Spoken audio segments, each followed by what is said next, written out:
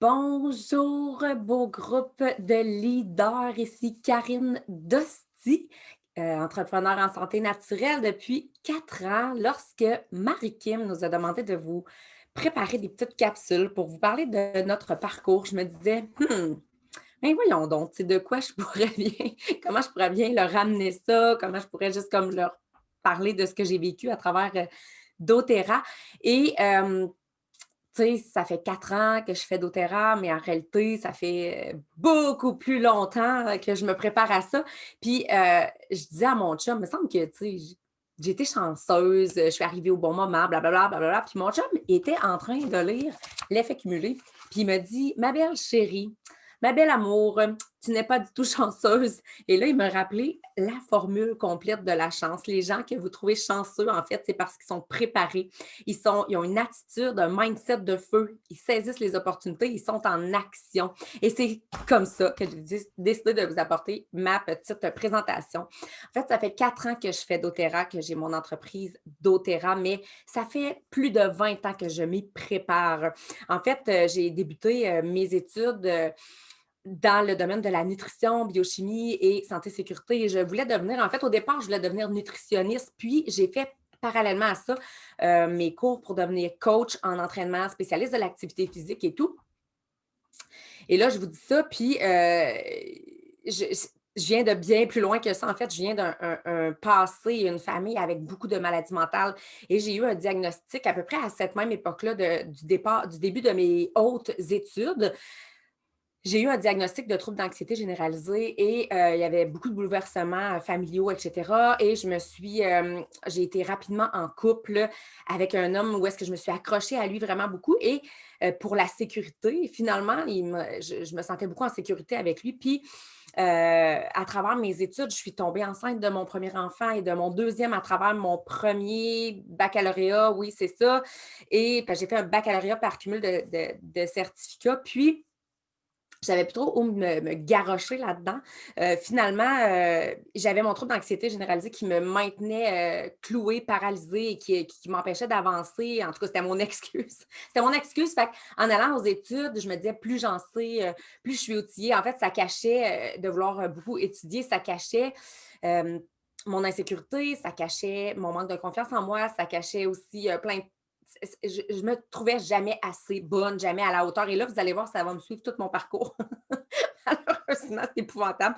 Mais tout ça pour dire que à cette époque-là, je me souviens, dans la jeune vingtaine, avec mes bébés et tout ça, je voulais revenir en région parce que j'étudiais à l'Université Laval. Et mon père, qui avait un gros bureau de vente et de conseil, c'était un hyper bon vendeur d'assurance, etc. Puis, il voulait me vendre ça. Donc, il m'avait fait passer des tests de ma personnalité, etc. Puis, dans les tests, je me souviendrai toujours qu'il disait que j'étais une vendeuse née. C'était comme naturel pour moi. Mais moi, par besoin de sécurité incroyable, je me disais, hey, je peux pas dépendre de commissions et tout ça. Je peux pas avoir un manque de stabilité parce que je vais virer folle. C'est pas compliqué. J'avais besoin de, tu sais, d'être mais là, je vivais quelque chose de particulièrement spécial, c'était qu'il n'y avait pas d'emploi dans le domaine que j'avais étudié, mais pas pantoute, avec mes bébés à travers ça. Puis, l'université sont venus me chercher pour me dire: «Hey, écoute, on est en manque d'enseignantes au secondaire, on est blablabla, de sciences, et cetera». Fait que comme j'avais comme de la biochimie, et cetera, il y avait besoin de profs de bio. Tout ça pour dire que je suis retournée faire un deuxième baccalauréat et j'ai été engagée même avant de le terminer. J'ai été enseignante au secondaire pendant 20 ans. Hey, quelle belle sécurité!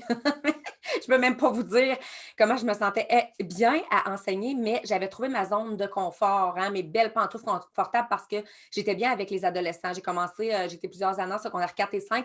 Je me suis habituée rapidement, même si au départ, j'ai fait énormément de crises d'angoisse et ça a été pénible. Au départ, je me suis sentie de mieux en mieux avec les autres et je me suis dit, ça va bien, je vais être correcte là-dedans. Donc, ça, c'est toute ma préparation à. Mais je me souviens que à travers tout ça, j'étais très insatisfaite, j'étais malheureuse parce que j'avais l'impression que je voulais plus, je voulais enseigner à plus et tout ça. Et j'ai comme, tranquillement pas vite, j'ai parti ma petite entreprise de coaching en entraînement. J'entraînais des adolescentes, j'entraînais des femmes, etc. Puis à travers ça, Ben, vous vous en doutez, hein, j'avais beaucoup, beaucoup de problèmes de santé mentale. Donc, j'ai fait énormément de croissance personnelle. J'ai fait beaucoup, beaucoup de retraites de méditation, retraites de ci, de ça. J'ai assisté à 1 million de conférences. J'ai fait de la thérapie.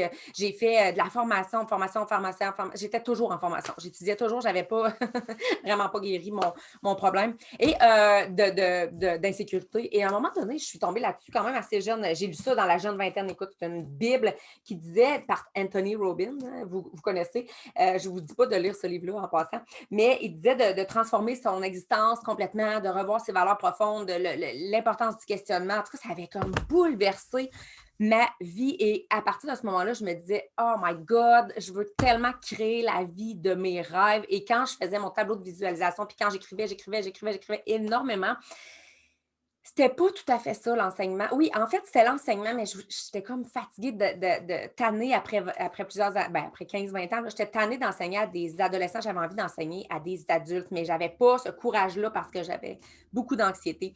Et tout ça pour dire que ma préparation a été de longue durée. Ça a été très long avant que j'ose sortir de ma zone de confort. Puis, à un moment donné est venu l'Académie Zéro Limite. Puis, il faut que je vous dise quelque chose de vraiment spécial. C'est qu'en enseignement, j'avais toujours dit à mes collègues, moi, je vais prendre ma retraite aussitôt que je deviens grand-mère. Et là, j'ai eu 3 enfants finalement, 2 en famille recomposée. Je me suis dit, aussitôt que je deviens grand-mère, je prends ma retraite de l'enseignement pour avoir la liberté, etc. Donc, dans ma tête, je savais déjà. Et l'affaire étant que euh, j'ai dit ça à peu près à 38-39 ans. Je disais ça à mes collègues. Puis là, quand on avait des décisions à prendre à long terme, je disais toujours, bah, je ne serai plus là de toute façon, je ne serai plus en enseignement. Puis là, ils riaient de moi parce qu'ils se disaient, voyons, c'est sûr que tu vas être en enseignement, tu sais. Mais moi, je savais qu'il y avait autre chose. Puis je disais toujours, non, aussitôt que je suis grand-mère. Mais l'affaire, c'est que ma fille, elle a eu un enfant jeune. Fait que j'ai été grand-mère très, très, très jeune. Donc, il a fallu vraiment que ça roule à partir de ce moment-là. Et l'Académie Zéro Limite s'est présentée à moi et j'ai fait tout ça, encore une fois, comme une bonne petite élève, super perfectionniste. J'ai appris à devenir coach, conférencière, écrire, j'ai écrit un blog, j'essayais, bon.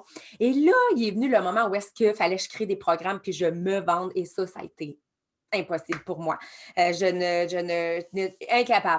de me vendre personnellement. Donc, j'ai quand même commencé à faire des ateliers sur la nutrition, sur le bien-être, ça s'appelait Santé l'énergie, Ressentir l'énergie. J'ai écrit un livre là-dessus. Puis, j'ai commencé à offrir ça. Donc, je chargeais 20 $ par personne, 20 personnes que j'avais d'espace. Je me souviens de ne pas avoir dormi pendant des jours et des jours, d'avoir eu mal au ventre, de me dire, mais voyons donc, je ne pourrais jamais faire une carrière là-dedans.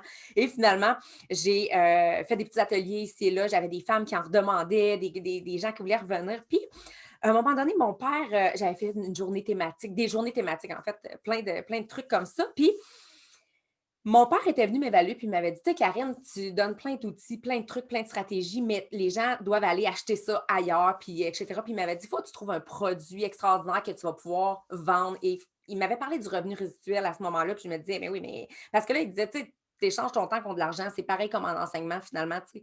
Fait que. Tout ça pour dire que quand je suis retournée la deuxième année à l'Académie Zéro Limite, j'ai comme demandé, j'ai prié pour que mon produit me soit révélé durant les mois qui suivent. Puis c'est à ce moment-là que j'ai rencontré Marie-Kim et Nathalie Chausseau et que j'ai saisi cette opportunité-là parce que je me disais, ça se peut pas, je le demande depuis tellement longtemps. Et qu'est-ce que je m'en allais dire par rapport à ça? Ben c'est ça, tout simplement, j'ai saisi l'opportunité. Mais savez-vous quoi? Oui, ça a été bien, ça a été rapidement, mais c'est parce que j'avais beaucoup, beaucoup, beaucoup de clientes déjà qui me suivaient dans mon coaching en entraînement, qui me suivaient à travers mes petits ateliers, qui me suivaient à travers mon blog, etc., etc. Donc, je suis allée revoir ces clients-là qui étaient fidèles à moi puis qui aimaient ce que j'offrais.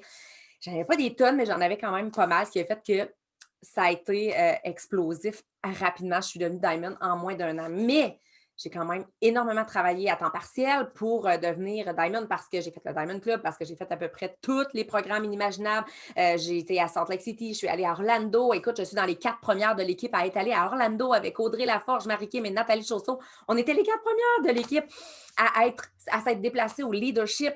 Je n'étais pas la première à Salt Lake, par exemple. Ça a été une autre gang avant moi, mais je suis allée l'année suivante.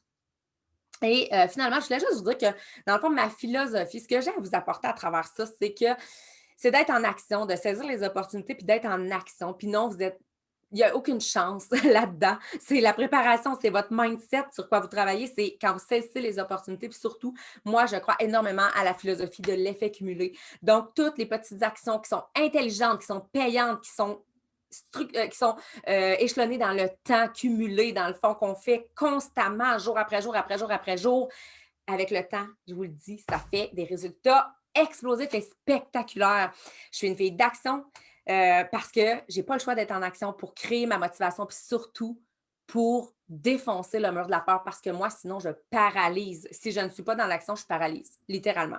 Donc, voilà, c'était ma présentation. J'ai l'impression d'avoir fait comme un tour vite, vite, vite, mais je sais pas pourquoi. Je pense qu'il y en avait ici, sûrement, qui avaient besoin d'entendre ce genre d'histoire-là et de se dire que si Karine a réussi en faisant des crises d'angoisse par-dessus crises d'angoisse et en partant de très, très loin au niveau de la confiance, ben je pense que n'importe qui aussi peut y arriver. Alors, bonne fin de journée tout le monde!